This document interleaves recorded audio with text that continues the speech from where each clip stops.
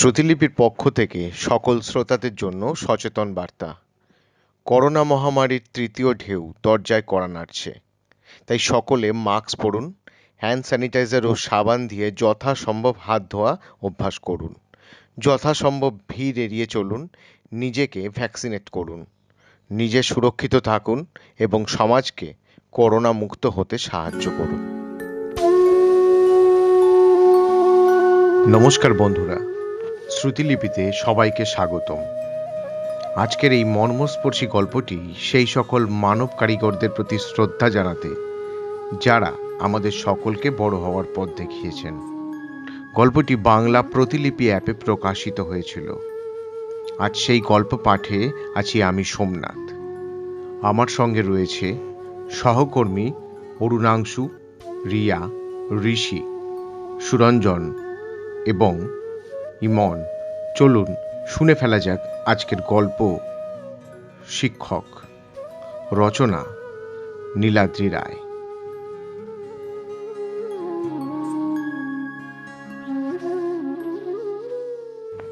মাছের মুড়োটা শেষ করেই আশুতোষবাবু যেই ছোট পেটিটা তুলতে যাবেন, অমনি গিন্নি ধমক দিয়ে বলে উঠলেন, এই এই ওই পেটিটা মনাইয়ের জন্য, ওটা খাবে না কিন্তু।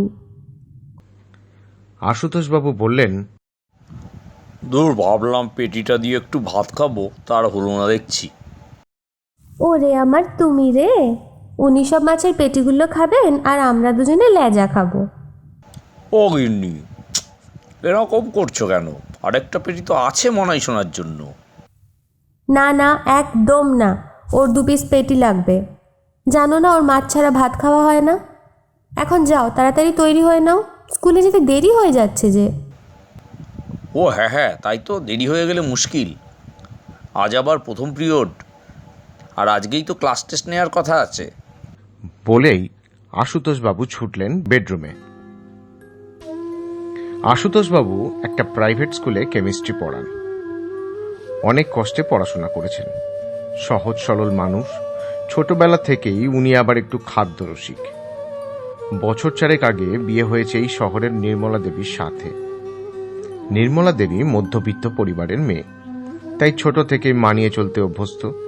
তাদের বেশ চলছে, ছোট্ট সংসার। তার মধ্যেই বছর 3 আগে ফুটফুটে এক মা লক্ষ্মী ঘরে আসে। মনাই এখন 3 বছরের মেয়ে, ভীষণ চঞ্চল। 3 জনের সংসার অনেক সুখের, কোনো বাড়তি চাহিদা নেই। আশুতোষবাবুর ভালোই কেটে যায়। মাইনে কম বলে সেরকম কোনো সমস্যা হয় না। ডিউটিও মাত্র 7 ঘন্টার। সন্ধ্যাবেলায় টিউশন। স্কুলেরই ছাত্রছাত্রীরা পড়তে আসে। আশুতোষবাবু যেই প্যান্ট শার্ট পরে বাইরে বেরোতে যাবেন, অমনি দস্যি মেয়ে টের পেয়ে কোথা থেকে ছুটে এসে বাবার পায়ের ওপর দখল বসিয়ে দিয়েছে। আশুতোষবাবুর জীবনে এইটাই এখন সব থেকে বড় চ্যালেঞ্জ। মনাইকে না নিয়ে বাড়ি থেকে বেরোনোটা সব থেকে মুশকিলের কাজ। কিছুতেই ছাড়বে না মেয়ে। একটুখানি কোলে নিয়ে এদিক ওদিক করে গিন্নিকে ডাক দিলেন, ওগো শুনছো? কোথায় গেলে তুমি আবার? একটু ধরো বাবুকে, আমার দেরি হয়ে যাচ্ছে তো। ওহ বাবা রে বাবা, বাড়িতে একটু শান্তি দেবে না বাপ বেটিতে? যেই নামিয়ে দিয়ে একটু কাপড় মেলতে গেছি আর গিন্নি উঠাও। আয় চল এবার, বাবাকে ছাড়। বলে এক প্রকার জোর করে কোলে তুলে নিলেন। সে কি আর থামবার মেয়ে? চোখ মুখ উল্টে কোল থেকে পড়ে যাওয়ার অভিনয়। কি বদমাইশ মেয়ে রে বাবা! কেঁদে অস্থির করে তুলল। আশুতোষবাবু মনাইকে একটা হামি খেয়ে বললেন, চকলেট কে খাবে? আমি। তাহলে চোখ বন্ধ করো। এই ইচিং মিচিং গিলিগিলি, চোখ খুলবে না কিন্তু। বলতে বলতেই মার দৌড়। চোখ খোলার আগেই এই তল্লাট থেকে পালাতে হবে, না হলে রক্ষে নেই। অর্ধেক কাজ তো আশুতোষবাবু করেই দিয়েছেন, বাকিটা এবার নির্মলা দেবীর উপর। এভাবে প্রতিদিন আশুতোষবাবুকে স্কুলে যেতে হয়। ভাগ্য ভালো, আজ রাস্তার মোড়ে পৌঁছানোর সাথে সাথে স্কুলের বাস এসে হাজির। আর একটু দেরি হলেই বাসটা পাওয়া যেত না। তখন আবার প্রাইভেট অটো করে যেতে হতো, 20 টাকা এক্সট্রা লাগতো। ঘাম মুছতে মুছতে বাসে উঠলেন আশুতোষবাবু। আশুতোষবাবুর চেহারাটা একটু নাদুস নুদুস। ওই একটু দৌড়তে গিয়েই তিনি ঘেমে নিয়ে একসার। আজকে আবার বাসে একটু বেশি ভিড়। ওনার মতো অনেকেই তো শনিবারে ক্লাস টেস্ট নিয়ে থাকেন, তাই হয়তো পরীক্ষা দিতে বেশি ছাত্রছাত্রী এসেছে আজ। একটু পিছনের দিকে এগিয়ে যেতেই সামনে থেকে কেউ একজন টোন কেটে বলল,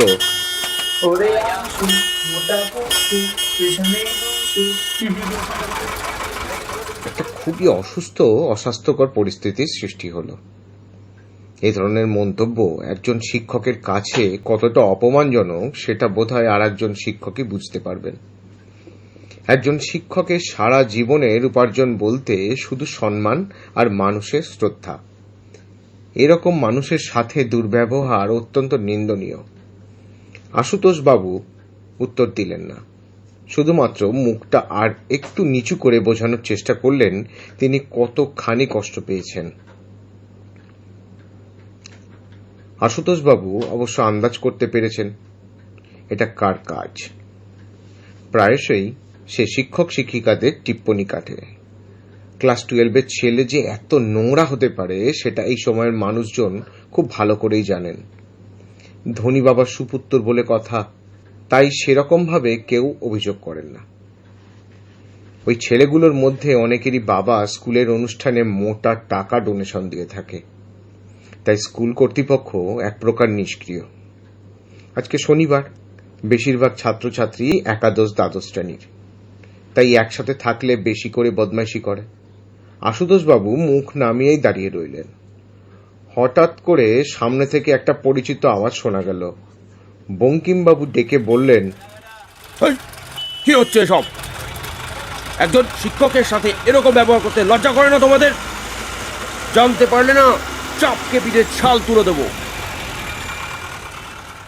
বঙ্কিমবাবু বাংলার শিক্ষক, তাই শব্দের ব্যবহার ভালোই জানেন।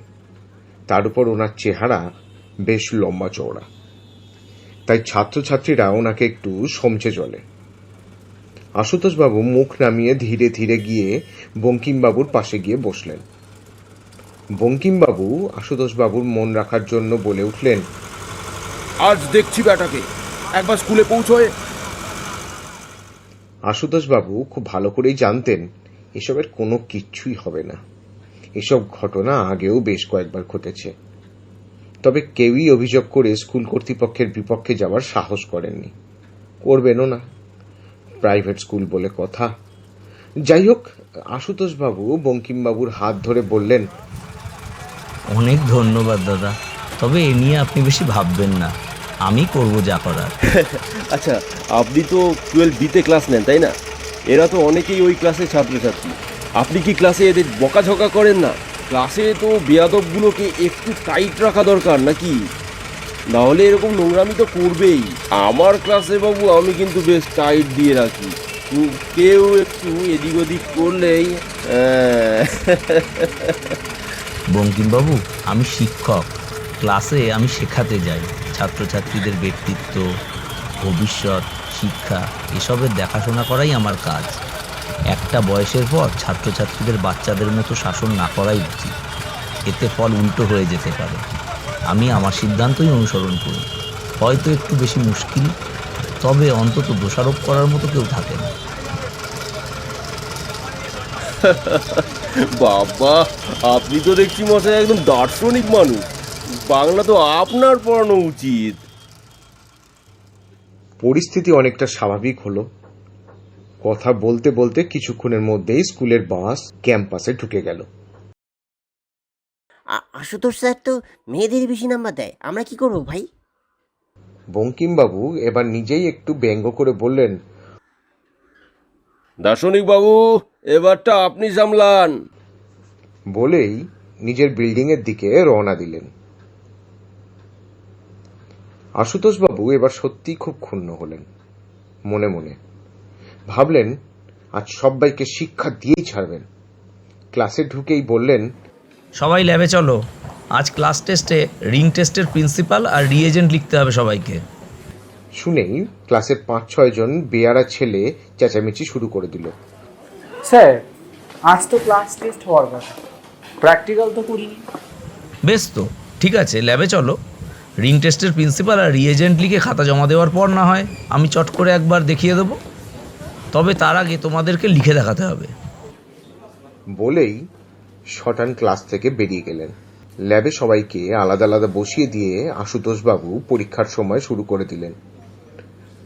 5 মিনিট যেতে না যেতেই রোহিত ফিস করে জিজ্ঞাসা করলো, এই বিবেক, আমাকে একটু দেখা না খাতাটা। ধুর শালা, আমি পড়াশোনা করলে স্কুলে পড়তাম নাকি? রিং টেস্ট শুনে তো মনে হলো এঙ্গেজমেন্ট রিং নিয়ে স্যার কাউকে আমাকে পড়াতে বলবেন। আশুতোষবাবু বললেন, কি হচ্ছে? তোমরা 5 মিনিটও নিজে লিখতে পারো না নাকি? চুপচাপ লেখো। বেশ কিছুক্ষণ পরেই প্রিয়া চেঁচিয়ে অভিযোগ করলো, দেখুন না স্যার, বিবেক বারবার পেছন থেকে খোঁচা দিচ্ছে, ডিস্টার্ব করছে, লিখতে পারছি না। আবার ওকে কেন বিরক্ত করছো বিবেক? নিজে তো পড়ে আসবে না, আবার অন্যদেরও লিখতে দেবে না। বিবেকের স্বভাব সবাই জানে, আদব কায়দা জানেই না। একদম গুন্ডাদের মতো বলল, স্যার, পেন চাইছিলাম, এতে বাড়াবাড়ির কি আছে? আশুতোষবাবু আরও রেগে গেলেন, চিৎকার করে বললেন, বাড়াবাড়ি করার কি আছে? বাড়াবাড়িও করছো না তুমি, সব জায়গাতেই তো নোংরামি করে বেড়াও। সকালে বাসে, এখন আবার ক্লাসে, আবার তর্ক করো। প্রিয়া অনেক ভালো পড়াশোনায়, ওর ধারে কাছেও তুমি নাম্বার পাও না। কথাগুলো বলার পর আশুতোষবাবুর নিজেরই বিশ্বাস হচ্ছে না, রাগের মাথায় এতগুলো কথা বলে ফেলবেন। কথাগুলো বলে একটু চুপ করে গেলেন তিনি। বিবেকও ছাড়বার পাত্র নয়। বন্ধুদের সামনে স্যারের সাহস কি করে হয় এতগুলো কথা শোনানোর? সে কিছুতেই মেনে নেবে না। পাল্টা জবাব দিয়ে বলল, স্যার, আমাকে শেখাবেন না আপনার প্রিয়া অত বেশি কী করে নাম্বার পায়। আপনি তো সন্ধেবেলায় ওকে বাড়িতে ডাকেন, কোশ্চেন তো আগেই বলে দেন, তারপর তোর সাথে কথাটা শেষ করতে দেননি আশুতোষবাবু। শটান গালে কষি একটা চড় মারেন।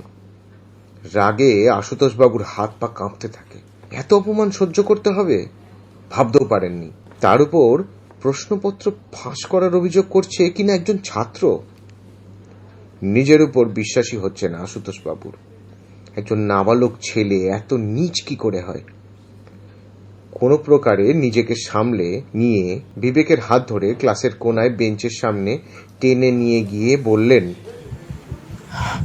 বস এখানে, পরীক্ষা হোক, তোমাকে হেড স্যারের কাছে নিয়ে গিয়ে গার্জেন কল করাবো।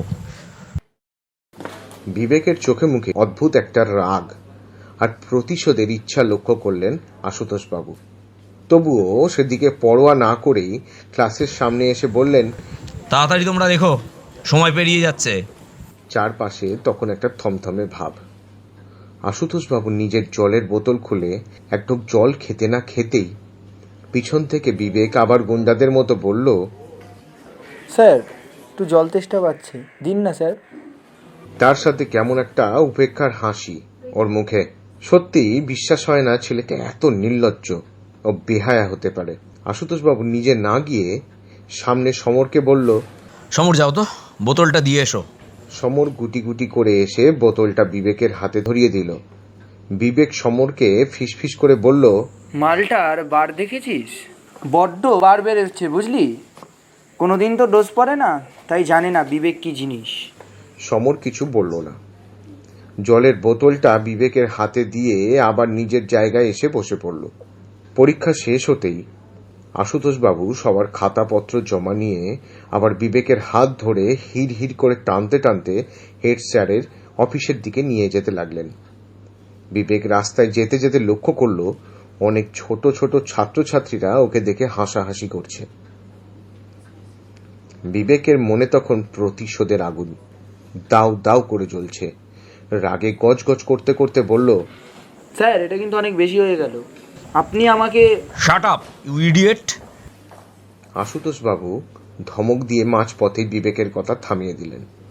হেড স্যারের অফিসে ঢুকতেই হেড স্যার অবাক হয়ে বিবেককে জিজ্ঞাসা করে বললেন, আরে বিবেক, তুমি স্যারের সাথে কি করেছো? আশুতোষবাবুর দিকে তাকিয়ে হেড স্যার জিজ্ঞাসা করলেন, স্যার কিছু হয়েছে নাকি? আশুতোষবাবু সবকিছু খুলে বললেন। অথচ হেড স্যার সেরকম কোনো প্রতিক্রিয়াই দিলেন না, শুধুমাত্র আশুতোষ বাবুকে মিথ্যা আশ্বাস দিয়ে বললেন, ও আই সি, আমি দেখছি কি করা যায়। আপনি নেক্সট ক্লাসটা নিয়ে আসুন, আপাতত তারপর কথা হবে। আশুতোষ বাবু ভালো করেই জানতেন কিচ্ছু হবার নয়, তাই কেউ অভিযোগও করে না। তবে আজ তার মনটা একটু তৃপ্ত, তিনি অন্তত নিজের কাজটুকু করেছেন। এবার যা করার ম্যানেজমেন্ট করবে। যেতে যেতে আশুতোষ বাবু পরিষ্কার শুনতে পেলেন বিবেক তার নামে উল্টে অভিযোগ করছে হেড স্যারের কাছে। হেড স্যারকে বলতে শুনলেন, আচ্ছা আচ্ছা আচ্ছা, আমি দেখব সেটা। তুমি বলো তো, তোমার বাবা কাল আসছেন নাকি? ওনার সাথে আমার কিন্তু কথা হয়ে গেছে। এসব শুনতে শুনতে আশুতোষ বাবু স্টাফ রুমের দিকে এগিয়ে গেলেন। মনটা খুব ভারী আজ আশুতোষ বাবুর। আজ একটা জিনিস খুব ভালো করে বুঝতে পারলেন তিনি। পৃথিবীতে দু ধরনের মানুষ হয়, একজন স্বার্থপর, যারা শুধুমাত্র নিজের ছাড়া কিচ্ছু বোঝে না আর ভাবে না, আর অন্য দল অসহায়, সংসার আর ঋণের বোঝা বইতে থাকা মানুষ। আজ আর খিদে পাচ্ছে না, তাই টিফিনের বেশিরভাগই সহকর্মীদের খাইয়ে দিলেন।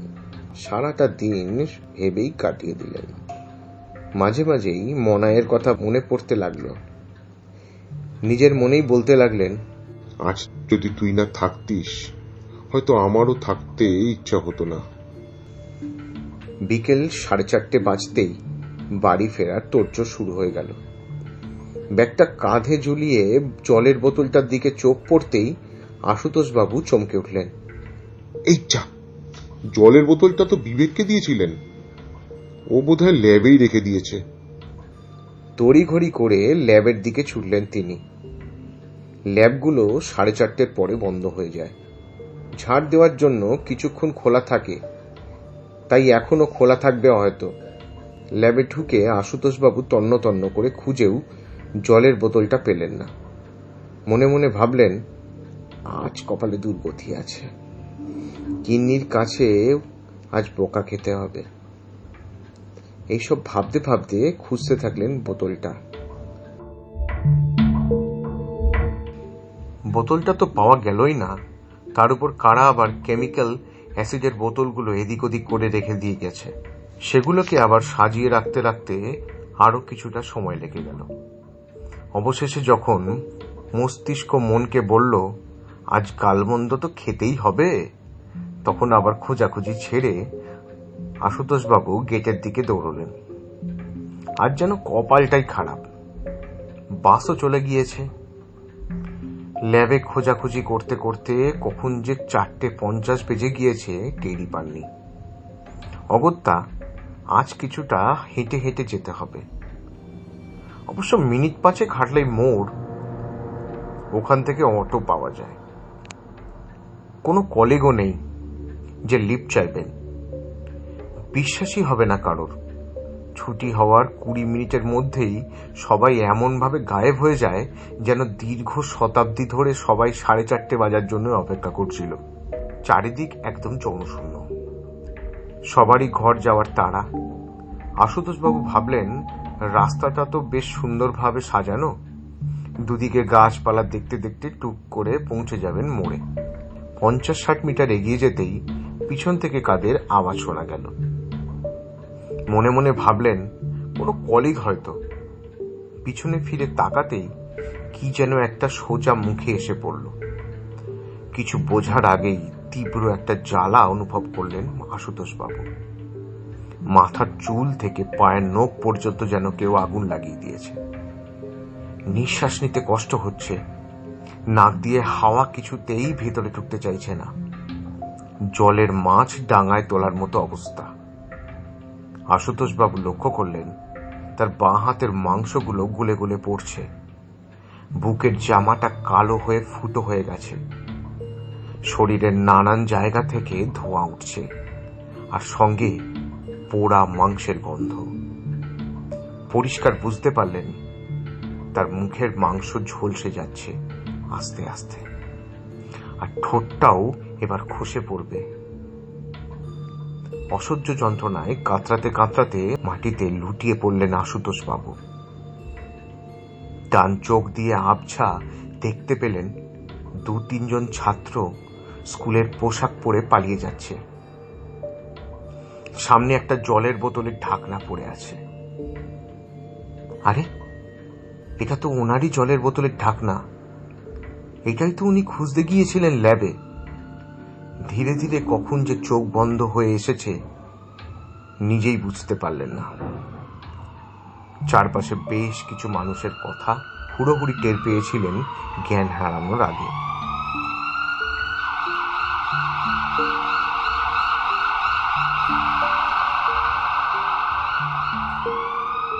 কয়েকদিন আইসিইউতে থাকার পর তীব্র যন্ত্রণায় আশুতোষ বাবুর ঘুম ভাঙল। গোঙাতে গোঙাতে ওঠার চেষ্টা করেন, কিন্তু পারেন না। দুটো হাত দিয়ে মুখটা ছুঁয়ে দেখতেই বুঝতে পারেন মুখটা পুরোটাই ব্যান্ডেজে ঢাকা।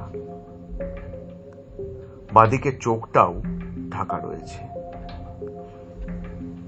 যন্ত্রণায় কাতরাতে কাতরাতে দেখলেন বাঁ হাতেও ব্যান্ডেজ। যেটুকু খোলা অংশ দেখা যাচ্ছে কেমন পুড়ে কালো হয়ে গেছে। আশুতোষ বাবু দেখলেন নির্মলা দেবী পাশেই বসে আছেন, অঝরে কেঁদে চলেছেন। মা, বাবা, শ্বশুর শাশুড়িও এসেছেন, তারাও কাঁদছেন। এতক্ষণ তাদের লক্ষ্যই করেননি আশুতোষ বাবু। কোনো মতে ইশারায় নির্মলা দেবীকে কাছে ডাকলেন, আর ইশারায় জানতে চাইলেন মনাই কোথায়। নির্মলা দেবী কাঁদতে কাঁদতে বললেন, বাইরে বসিয়ে রেখেছি নার্সের কাছে। ডাক্তারবাবু বললেন ওকে না নিয়ে আসতে, ভয় পাবে বলে। বাবু কিছুতেই বিশ্বাস করতে পারলেন না যে তার মনাই তাকে দেখে ভয় পেতে পারে। নিজেও ঠিক বুঝতে পারছেন না কি এমন হয়েছে।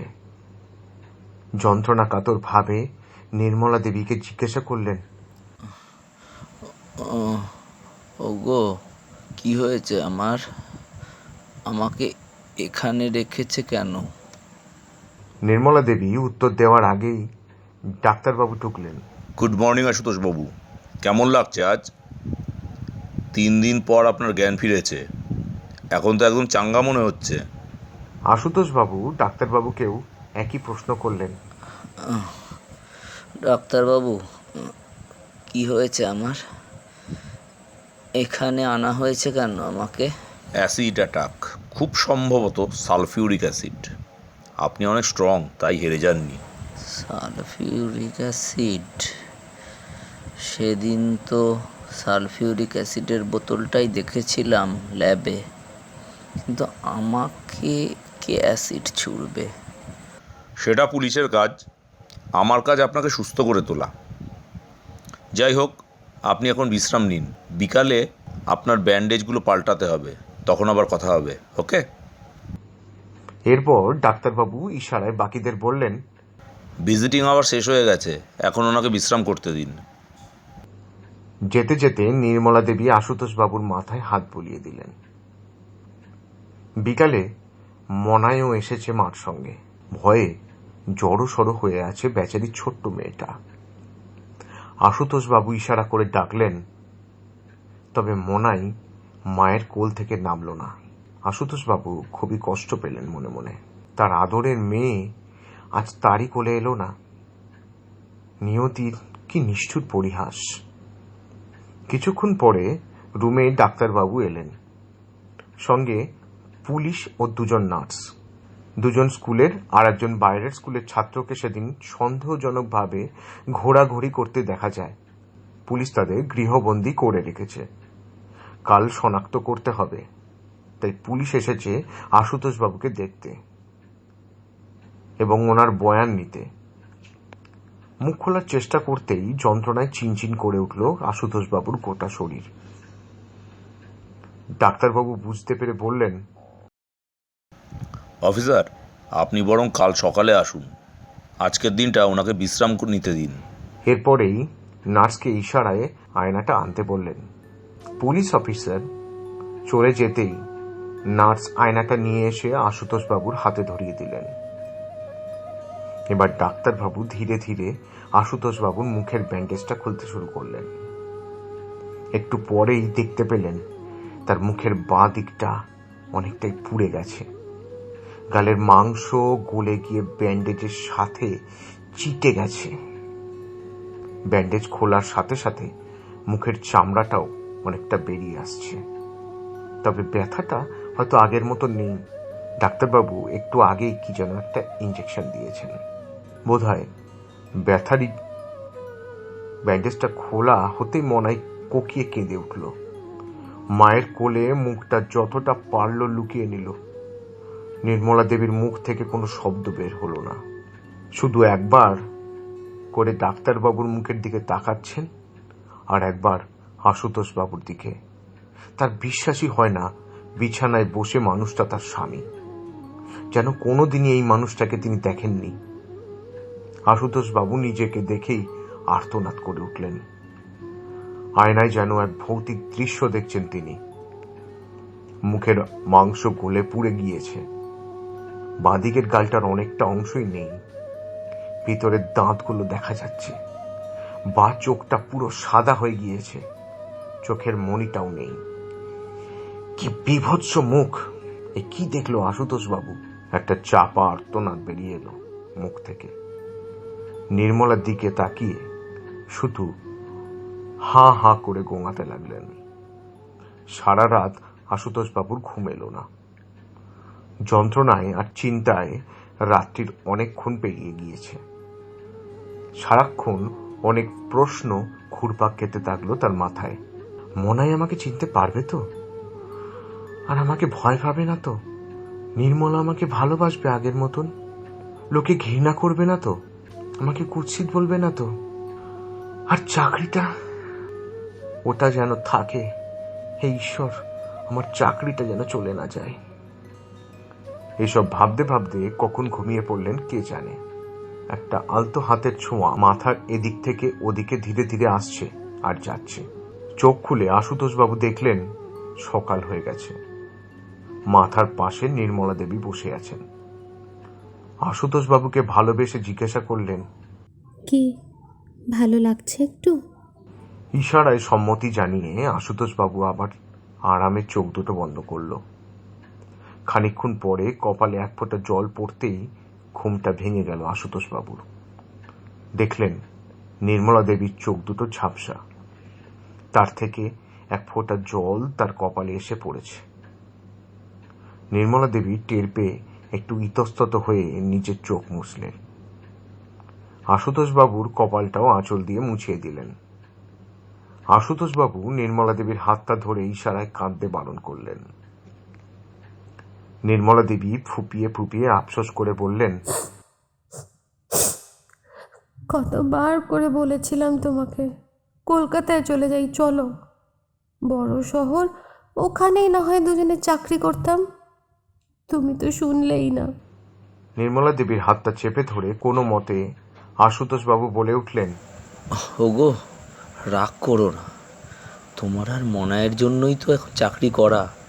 মনাইকে ভালোভাবে মানুষ করার জন্য শুধু শিক্ষাই যথেষ্ট নয়, কালচার, সংস্কার এসবেরও তো প্রয়োজন আছে। দাদু দিদার কাছে থাকলে মনাই এগুলো পাবে। কলকাতায় তো আর দাদু দিদাকে পাবে না বলো। আমাদের মনাই যেন দাদু দিদার ভালোবাসা পায়, সেজন্যই তো আমি অন্য কোথাও যেতে চাই না। কথাগুলো বলার পর দুজনেই চুপ করে রইলেন। হঠাৎ পুলিশ অফিসার ঢুকলেন। গুড মর্নিং আশুতোষ বাবু, আজকে কেমন আছেন? হ্যাঁ, একটু ভালো। খুব ভালো কথা। এবার আমাদের একটু সাহায্য করুন, তাহলে আমাদের আর একটু সুবিধা হয়। এই নিয়ে এসো ওদেরকে। দুজন হাবিলদার তিনজন ছেলেকে টানতে টানতে নিয়ে এলো। তিনজনেই ভয়ে গুটিয়ে গেছে, চোখে মুখে আতঙ্কের ছাপ।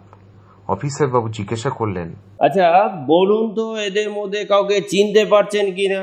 এরা সেদিন অনেক দেরি করে বাড়ি ফিরেছে, সবাইকে সন্দেহজনকভাবে ঘোরাঘুরি করতে দেখা গেছে। এদের মধ্যে ওই দুইজন তো আপনারই ক্লাসের ছাত্র, তাই না? ওই যে দুজন, আর ওই ছেলেটা অন্য স্কুলের।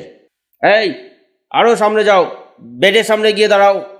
একবার উনি শনাক্ত করুন, তারপর তোমাদের দেখাবো ক্রিমিনালদের সাথে আমরা কেমন ব্যবহার করি। আশুতোষবাবু দেখলেন দুজন মুখ নামিয়ে দাঁড়িয়ে আছে, শুধু বিবেক তার দিকে এক পলকে তাকিয়ে। বিবেক হাত দুটো শক্ত মুঠো করে রেখেছে, ঠোঁট দুটোকে যেন জোর করে চেপে রেখেছে। চোখে অদ্ভুত একটা ব্যাপার, এই যেন অন্য বিবেক। আশুতোষবাবু কোনোদিনই এই বিবেককে এত অসহায় হতে দেখেননি। আশুতোষবাবুর মাথায় অনেকগুলো প্রশ্ন ঘুরপাক খেতে লাগলো। কি একটা ভাবতে ভাবতেই চোখ বন্ধ করে বললেন, না অফিসার, এদের মধ্যে কেউই ছিল না সেদিন। হোয়াট? কি বলছেন আশুতোষ বাবু? ভালো করে দেখুন। আরে এই ছেলেটাই তো আপনার সাথে সেদিন দুর্ব্যবহার করেছে। আমি ক্লাসের ছেলেদের কাছের থেকে সব জানতে পেরেছি। স্কুলের পিয়নও আমায় বলেছে বিবেক লুকিয়ে লুকিয়ে সেদিন ল্যাবে ঢুকেছিল একটা জলের বোতল নিয়ে, বেরিয়েও এসেছে। আপনি দয়া করে ভালো করে দেখুন। না, বললাম তো অফিসার, এরা কেউ ছিল না সেদিন। আর স্কুলে এরকম ঘটনা প্রায় ঘটে, তাই বলে স্কুলের ছাত্রদের এইভাবে হেনস্থা করবেন না প্লিজ। পুলিশ অফিসার কি বলবেন বুঝতে পারছিলেন না। অবশেষে বললেন, আহা, আপনি যখন ওদের বাঁচাতে চাইছেন তখন আমার আর কিছু করার নেই। তবে আমার অনুরোধ, আপনি আরেকবার ভেবে দেখবেন। আশুতোষবাবু নিজের স্বভাব মতো ঘাড় নেড়ে সম্মতি জানালেন। লক্ষ্য করলেন যাবার সময়ও বিবেক তার হাতের মুঠো খোলেনি। দরজার সামনে গিয়ে একবার পিছন ফিরে তাকালো, যেন কিছু একটা বলতে চাইছিল সে। পুলিশ অফিসার আশুতোষবাবুর আরোগ্য কামনা করে বেরিয়ে গেলেন। একটা দীর্ঘ নিঃশ্বাস ফেলে আশুতোষবাবু আবার চোখ দুটো বন্ধ করলেন। আশুতোষবাবুর অদ্ভুত একটা তৃপ্তির হাসি, যেন কিছু ফিরে পেলেন তিনি। আশুতোষবাবুকে এভাবে হাসতে দেখে নির্মলা দেবী অভিযোগের সুরে বললেন, তুমি হাসছো? যারা তোমার এত বড় ক্ষতি করে দিয়ে গেল তাদের এভাবে যেতে দিলে? আশুতোষবাবু হাত বাড়িয়ে নির্মলা দেবীকে কাছে আসতে বললেন। কষ্ট করে নির্মলা দেবীর হাতটা ধরে জিজ্ঞাসা করলেন, আচ্ছা, তোমার কি মনে হয় মানুষ পাল্টায়? মানে পরিবর্তন হয় মানুষের? আশুতোষবাবুর শিশুসুলভ প্রশ্নে নির্মলা দেবী অবাক হয়ে গেলেন। চোখ বড় বড় করে জিজ্ঞাসা করলেন, কি বলছো তুমি? এই জানোয়ারগুলো পাল্টে যাবে? তোমার কি মাথা খারাপ হয়ে গেল নাকি? হ্যাঁ গো, পাল্টায়। অপরাধ বোধ মানুষের আমূল পরিবর্তন করে, আর সেটাই দেখলাম ওর চোখে মুখে, সারা শরীরে। আচ্ছা, কি এমন দেখলে ওর মধ্যে যে তোমার এত তাড়াতাড়ি মনে হলো ও পাল্টে গেছে? বিবেক দংশন। নির্মলা দেবী আর কথা বাড়াননি। ওনার মনেও তখন অনেক প্রশ্ন। কিছু প্রশ্নের উত্তর হয়তো কোনো দিনই পাবেন না। সারাটা দিন সংসার আর আশুতোষবাবুকে সামলাতে সামলাতেই কেটে গেল। রাত্রে খাবার খাওয়ার পর আশুতোষবাবু চুপচাপ বসেছিলেন। মাথার ভেতর প্রশ্নগুলো আবার ঢেউ তুলছে, কখনো বাস্তবে, আবার কখনো কল্পনার জগতে তার মন, কখনো কখনো কল্পনার জগতে তার মন। এরই মাঝে হঠাৎ আশুতোষবাবুর মোবাইল ফোনটা বেজে উঠল। ভাবলেন হয়তো নির্মলার ফোন এসছে। অতি কষ্টে হাতটা টেনে ফোনটা ধরলেন। স্ক্রিনে তখন বিবেকের নামটা ফুটে উঠছে বারবার। আলোটা জ্বলছে আর নিভে যাচ্ছে। প্রথমে ভাবলেন ফোনটা রিসিভ করবেন না, কিন্তু নাছোড়বান্দা মোবাইলটা বেজেই চলেছে একটানা। তাই অনিচ্ছা সত্ত্বেও ফোনটা রিসিভ করলেন। বললেন, হ্যালো। ওপার থেকে বেশ কিছুক্ষণ ফুপিয়ে ফুপিয়ে কান্নার পর একটা ক্ষীণ আওয়াজ এলো। গলাটা বেশ ভারী আর ধরা ধরা। আপনি তো আমাকে চিনে ফেলেছিলেন, তাহলে পুলিশকে বললেন না কেন?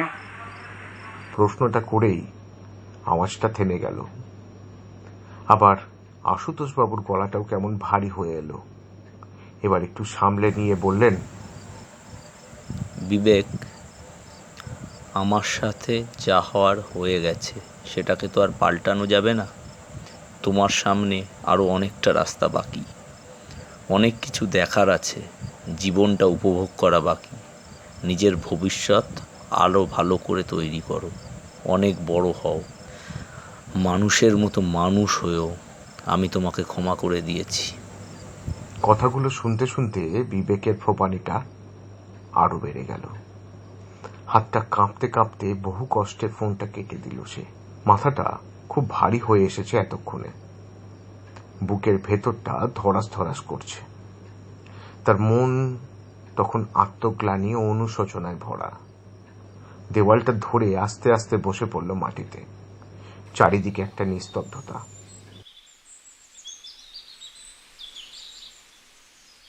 সকালে বিবেকের মা বিবেকের রুমে কফি আর ব্রেড টোস্ট নিয়ে ঢুকলেন। হঠাৎ তীব্র চিৎকার আর আর্তনাদে বাড়ি শুদ্ধ কেঁপে উঠল। কফির মগটা মেঝেতে পড়ে ঝনঝনিয়ে টুকরো টুকরো হয়ে গেল। বিবেকের বাবা আর বোন দৌড়ে এলো বিবেকের রুমে। বিবেকের মা জ্ঞান হারিয়ে পড়ে আছেন মেঝেতে। কাঁচের টুকরো আর ব্রেড চারিদিকে ছড়িয়ে ছিটিয়ে পড়ে রয়েছে। সিলিং ফ্যান থেকে বিবেকের নিথর দেহটা ঝুলছে। নাক থেকে কয়েক ফোঁটা রক্ত ঝরে শুকিয়ে গেছে। চোখ দুটো অনেকটা বেরিয়ে এসেছে। নিচে একটা সাদা কাগজের টুকরো, তাতে লেখা আছে,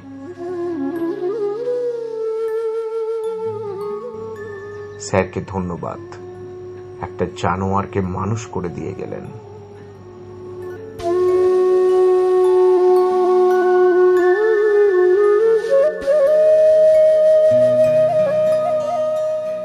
শ্রুতিলিপিতে এতক্ষণ শুনলেন নীলাদ্রি রায়ের লেখা গল্প শিক্ষক। মূল গল্প পাঠে ছিলাম আমি সোমনাথ, সাথে অরুণাংশু, রিয়া, ঋষির, সুরঞ্জন এবং ইমন। সকলকে ধন্যবাদ জানিয়ে শেষ করলাম আজকের গল্প পাঠ।